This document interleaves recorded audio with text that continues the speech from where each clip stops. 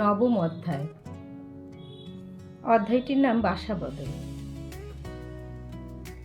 গোড়ায় সবাই ঠিক করে রেখেছিল অমিত দিন 15-র মধ্যে কলকাতায় ফিরে আসবে। নরেন মিত্তির খুব মোটা বাজি রেখেছিল যে 7 দিন পেরোবে না। 1 মাস যায়, 2 মাস যায়, ফেরবার নামও নেই। শিলংয়ের বাসার মেয়াদ ফুরিয়েছে। রংপুরের কোন জমিদার এসে সেটা দখল করে বসল। অনেক খোঁজ করে যোগমায়াদের কাছাকাছি একটা বাসা পাওয়া গেছে। এক সময় ছিল গোয়ালার কি মালির ঘর। তারপরে একজন কেরানির হাতে পড়ে তাতে গরিবী ভদ্রতার অল্প একটু আঁচ লেগেছিল। সে কেরানিও গেছে মরে। তারই বিধবা এটা ভাড়া দেয়। জানলা দরজা প্রকৃতির কার্পণ্যে ঘরের মধ্যে তেজ, মরুদ, বোম এই 3 ভূতেরই অধিকার সংকীর্ণ। কেবল বৃষ্টির দিনে অবতীর্ণ হয় আশাতীত প্রাচুর্যের সঙ্গে অখ্যাত ছিদ্রপথ দিয়ে। ঘরের অবস্থা দেখে যোগমায়া একদিন চমকে উঠলেন। বললেন, বাবা, নিজেকে নিয়ে এ কি পরীক্ষা চলছে? অমিত উত্তর করলে, উমার ছিল নিরাহারের তপস্যা। শেষকালে পাতা পর্যন্ত খাওয়া ছেড়েছিলেন। আমার হলো নিরাসবাবের তপস্যা। খাট, পালং, টেবিল, কেদারা ছাড়তে ছাড়তে প্রায় এসে ঠেকেছে শূন্য দেওয়ালে। সেটা ঘটেছিল হিমালয় পর্বতে, এটা ঘটল শিলং পাহাড়ে। সেটাতে কন্যা চেয়েছিলেন বর, এটাতে বর চাচ্ছেন কন্যা। সেখানে নারদ ছিলেন ঘটক, এখানে স্বয়ং আছেন মাসিমা। এখন শেষ পর্যন্ত যদি কোনো কারণে কালিদাস না এসে পৌঁছয়, অগত্যা আমাকেই তার কাজটাও যথাসম্ভব করতে হবে। অমিত হাসতে হাসতে কথাগুলি বলে, কিন্তু যোগমায়াকে ব্যথা দেয়। তিনি প্রায় বলতে গিয়েছিলেন, আমাদের বাড়িতেই এসে থাকো। থমকে গেলেন। ভাবলেন, বিধাতা একটা কাণ্ড ঘটিয়ে তুলছেন। তার মধ্যে আমাদের হাত পড়লে অসাধ্য জট পাকিয়ে উঠতে পারে। নিজের বাসা থেকে অল্প কিছু জিনিসপত্র পাঠিয়ে দিলেন, আর সেই সঙ্গে এই লক্ষ্মী ছাড়াটার পরে তার করুণা দ্বিগুণ বেড়ে গেল। লাবণ্যকে বারবার বললেন, মা লাবণ্য, মনটাকে পাষাণ করো না। একদিন বিষম এক বর্ষণের অন্তে অমিত কেমন আছে খবর নিতে গিয়ে যোগমায়া দেখলেন নড়বড়ে একটা 4 পেয়ে টেবিলের নিচে কম্বল পেতে অমিত একলা বসে একখানা ইংরেজি বই পড়ছে। ঘরের মধ্যে যেখানে সেখানে বৃষ্টিবিন্দুর অসঙ্গত আবির্ভাব দেখে টেবিল দিয়ে একটা গুহা বানিয়ে তার নিচে অমিত পা ছড়িয়ে বসে গেল। প্রথমে নিজে নিজেই হেসে নিলে একচোট, তারপর চলল কাব্য আলোচনা। মনটা ছুটেছিল যোগমায়ার বাড়ির দিকে, কিন্তু শরীরটা দিলে বাধা। কারণ যেখানে কোনো প্রয়োজন হয় না, সেই কলকাতায় অমিত কিনেছিল এক অনেক দামের বর্ষাতি। যেখানে সর্বদাই প্রয়োজন, সেখানে আসবার সময় সেটা আনবার কথা ওর মনে হয়নি। একটা ছাতা সঙ্গে ছিল। সেটা খুব সম্ভব কোনো একদিন সংকল্পিত গম্যস্থানে ফেলে এসেছে। আর তা যদি না হয়, তবে সেই বুড়ো দেওদারের তলে সেটা পড়ে আছে। যোগমায়া ঘরে ঢুকে বললেন, এ কি কাণ্ড অমিত? অমিত তাড়াতাড়ি টেবিলের নিচ থেকে বেরিয়ে এসে বললে, আমার ঘরটা আজ অসম্বন্ধ প্রলাপে মেতেছে। দশা আমার চেয়ে ভালো নয়।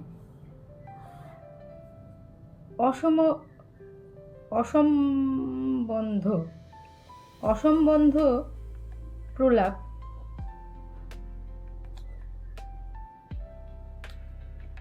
অমিত তাড়াতাড়ি টেবিলের নিচ থেকে বেরিয়ে এসে বললে, আমার ঘরটা আজ অসম্বন্ধ প্রলাপে মেতেছে। দশা আমার চেয়ে ভালো নয়। অসম্বন্ধ প্রলাপ অর্থাৎ বাড়ির চালটা প্রায় ভারতবর্ষ বললেই হয়। অংশগুলোর মধ্যে সম্বন্ধটা আলগা। এই জন্যেই উপর থেকে উৎপাত ঘটলেই চারিদিকে এলোমেলো অশ্রুবর্ষণ হতে থাকে। আর বাইরের দিক থেকে যদি ঝড়ের দাপট লাগে, তবে শোঁ শোঁ করে উঠতে থাকে দীর্ঘশ্বাস। আমি তো প্রোটেস্ট স্বরূপে মাথার উপর এক মঞ্চ খাড়া করেছি। ঘরের মিসগভর্নমেন্টের মাঝখানেই নিরুপদ্রব হোম রুলের দৃষ্টান্ত। পলিটিক্সের একটা মূলনীতি এখানে প্রত্যক্ষ। মূলনীতিটা কি শুনি? সেটা হচ্ছে এই যে ঘরওয়ালা ঘরে বাস করে না, সে যত বড় ক্ষমতাশালীই হোক না কেন, তার শাসনের চেয়ে যে দরিদ্র বাসারে ঘরে থাকে তার যেমন তেমন ব্যবস্থাও ভালো।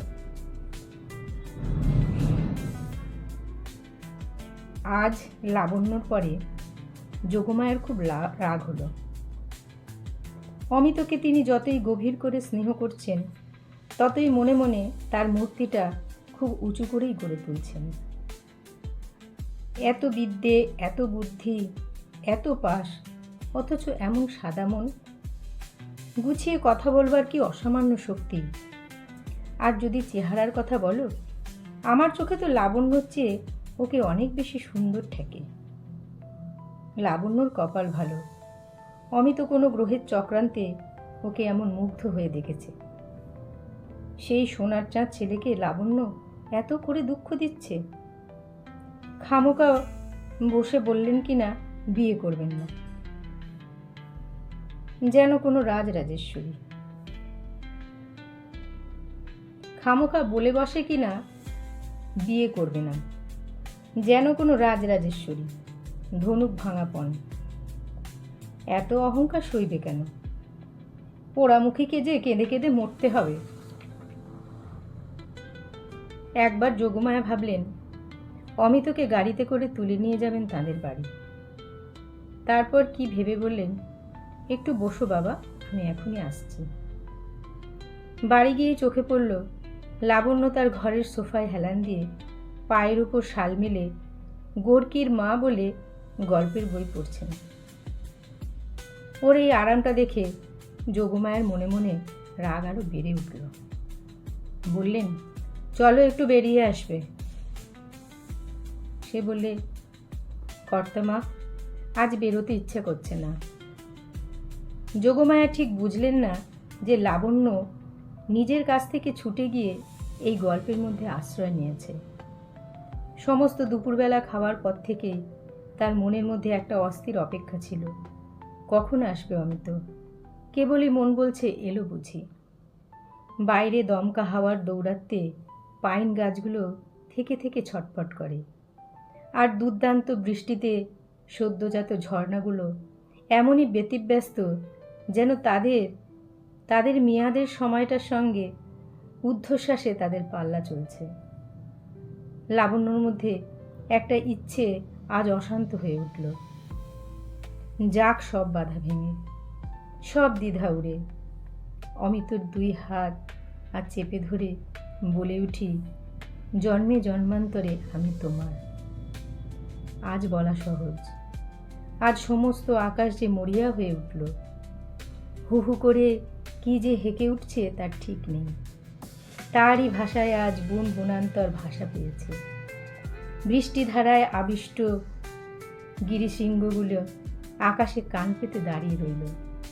অমনি করেই কেউ শুনতে আসুক লাবণ্যর কথা, অমনি মস্ত করে স্তব্ধ হয়ে, অমনি উদার মনোযোগে। কিন্তু প্রহরের পর প্রহর যায়, কেউ আসে না। ঠিক মনের কথাটি বলার লগ্ন যে উত্তীর্ণ হয়ে গেল। এরপর যখন কেউ আসবে তখন আর কথা জুটবে না, তখন সংশয় আসবে মনে, তখন তাণ্ডব নৃত্য উন্মত্ত দেবতার মাভৈরব আকাশে মিলিয়ে যাবে। বৎসরের পর বৎসর নীরবে চলে যায়। তার মধ্যে বাণী একদিন বিশেষ প্রহরে হঠাৎ মানুষের দ্বারে এসে আঘাত করে। সেই সময়ে দ্বার খোলবার চাবিটি যদি না পাওয়া গেল, তবে কোনোদিনই ঠিক কথাটি অকুণ্ঠিত স্বরে বলবার দৈব শক্তি আর জোটে না। যেদিন সেই বাণী আসে, সেদিন সমস্ত পৃথিবীকে ডেকে খবর দিতে ইচ্ছে করে, শোনো তোমরা, আমি ভালোবাসি, আমি ভালোবাসি। এই কথাটি অপরিচিত সিন্ধু পারগামী পাখির মতো কতদিন থেকে কত দূর থেকে আসছে। সেই কথাটির জন্যেই আমার প্রাণে আমার ইষ্ট দেবতা এতদিন অপেক্ষা করছিলেন। স্পর্শ করলো আজ সেই কথাটি। আমার সমস্ত জীবন, আমার সমস্ত জগৎ সত্য হয়ে উঠল। বালিশের মধ্যে মুখ লুকিয়ে লাবণ্য আজ কাকে এমন করে বলতে লাগলো, সত্য, সত্য, এত সত্য আর কিছু নেই। সময় চলে গেল, অতিথি এলো না। অপেক্ষার গুরুভারে বুকের ভিতরটা টনটন করতে লাগলো। বারান্দায় বেরিয়ে গিয়ে লাবণ্য খানিকটা ভিজে এলো জলের ঝাপটা লাগিয়ে। তারপরে একটা গভীর অবসাদে তার মনটা ঢেকে ফেলল। নিবিড় একটা নৈরাশ্যে মনে হলো ওর জীবনে যা জ্বলবার তা একবার মাত্র দপ করে জ্বলে তারপর নিবে, সামনে কিছুই নেই। অমিতকে নিজের ভিতরকার সত্যের দোহাই দিয়ে সম্পূর্ণ করে স্বীকার করে নিতে ওর সাহস চলে গেল। এই কিছু আগেই ওর প্রবল যে একটা ভরসা জেগেছিল সেটা ক্লান্ত হয়ে পড়েছে। অনেকক্ষণ চুপ করে পড়ে থেকে অবশেষে টেবিল থেকে বইটা টেনে নিলে। কিছু সময় গেল মন দিতে। তারপরে গল্পের ধারার মধ্যে প্রবেশ করে কখন নিজেকে ভুলে গেল তা জানতে পারেনি। এমন সময় যোগমায়া ডাকলেন বেড়াতে যেতে। ওর উৎসাহ হলো না। যোগমায়া একটা চৌকি টেনে লাবণ্যের সামনে বসলেন। দীপ্ত চোখ তার মুখে রেখে বললেন, সত্যি করে বলো দেখি লাবণ্য, তুমি কি অমিতকে ভালোবাসো? লাবণ্য তাড়াতাড়ি উঠে বসে বললে, এমন কথা কেন জিজ্ঞাসা করছো কর্তামা? যদি না ভালোবাসো ওকে স্পষ্ট করেই বলো না কেন? নিষ্ঠুর তুমি। ওকে যদি না চাও তবে ওকে ধরে রেখো না। লাবণ্যর বুকের ভিতরটা ফুলে ফুলে উঠল। মুখ দিয়ে কথা বেরোলো না। এইমাত্র যে দশা ওর দেখে এলুম বুক ফেটে যায়। এমন ভিক্ষুকের মতো কার জন্য এখানেও পড়ে আছে? ওর মতো ছেলে যাকে চায় সে যে কত বড় ভাগ্যবতী তাকে একটুও বুঝতে পারো না? চেষ্টা করে রুদ্ধ কণ্ঠের বাধা কাটিয়ে লাবণ্য বলে উঠল, আমার ভালোবাসার কথা জিজ্ঞাসা করছো কর্তামা? আমি তো ভেবে পাইনি আমার চেয়ে ভালোবাসতে পারে পৃথিবীতে এমন কেউ আছে। ভালোবাসায় আমি যে মরতেও পারি। এতদিন যা ছিলুম সব যে আমার লুপ্ত হয়ে গেছে। এখন থেকে আমার আরেক আরম্ভ। এ আরম্ভের শেষ নেই। যোগমায়া অবাক হয়ে গেলেন। চিরদিন দেখে এসেছেন লাবণ্যর মধ্যে গভীর শান্তি। এত বড় দুঃসহ আবেগ কোথায় এতদিন লুকিয়েছিল? তাকে আস্তে আস্তে বললেন, মা লাবণ্য, নিজেকে চাপা দিয়ে রেখো না। অমিত অন্ধকারে তোমাকে খুঁজে খুঁজে বেড়াচ্ছে। সম্পূর্ণ করে তার কাছে তুমি আপনাকে জানাও। একটুও ভয় করো না। যে আলো তোমার মধ্যে জ্বলেছে সে আলো যদি তার কাছেও প্রকাশ পেত তাহলে তার কোনো অভাব থাকতো না। চলো মা, এখনই চলো আমার সঙ্গে। দুজনে গেলেন অমিতর বাসায়। নমস্কার।